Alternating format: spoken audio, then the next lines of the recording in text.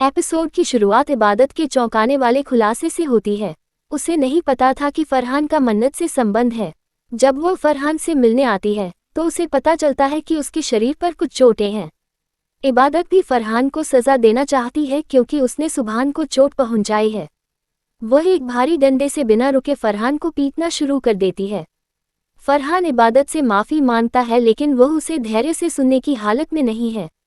वह उससे सवाल करती है कि वह सुभान के घर में क्यों आया और बिना किसी कारण के उस पर हमला क्यों किया। फरहान फिर से इबादत से झूठ बोलता है। वह समझती है कि वह निर्दोष होने का नाटक कर रहा है। इबादत के दबाव में आकर फरहान अपना बयान बदल देता है और फिर से इबादत को बेवकूफ़ बनाता है। उसे अपना झूठ जारी रखने का निर्देश दिया जाता है।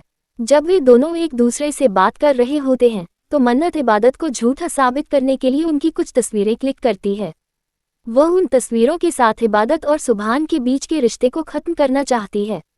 दुआ रात में ठीक से सो नहीं पाती और मन्नत और इबादत के बीच दुश्मनी के बारे में सोचकर सपनों में संघर्ष करती है।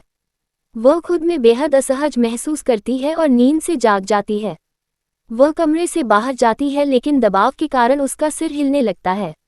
अचानक वह अपना होश खो देती है। दूसरी ओर सुभान इबादत को कमरे में नहीं ढूंढता और उसे ढूंढना शुरू कर देता है। कहीं न मिलने पर जब वह अपने कमरे में लौटने वाला होता है तो वह देखता है कि दुआ फर्श पर लेटी हुई है। जब सभी परिवार के सदस्य दुआ को उसके कमरे के अंदर ले आते हैं तब भी इबादत वहां नहीं होती। हाफिज अपने बेटे से इबादत के बारे में पूछता है लेकिन वह कुछ भी ठीक से नहीं बता पाता। वह कहता है कि वह इबादत के बारे में कुछ नहीं जानती। जब इबादत अभी भी नहीं पहुंची है तो मन्नत सुभान से उसके खिलाफ बात करना शुरू कर देती है लेकिन डॉक्टर अब उससे बात नहीं करना चाहते। जब परिवार के ज़्यादातर लोग इबादत के बारे में सवाल करने की कोशिश करते हैं तो वह वहीं खड़ी रहती है और अपने परिवार को चेतावनी देती है।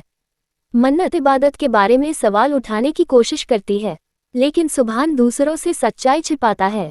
दूसरे लोग इबादत से आधी रात में उसकी अनुपस्थिति के लिए सवाल करना शुरू कर देते हैं। मन्नत दुआ की इस खराब स्थिति के लिए उसे दोषी ठहराना शुरू कर देती है। लेकिन उसी समय इबादत आती है और बयान को गलत साबित करती है।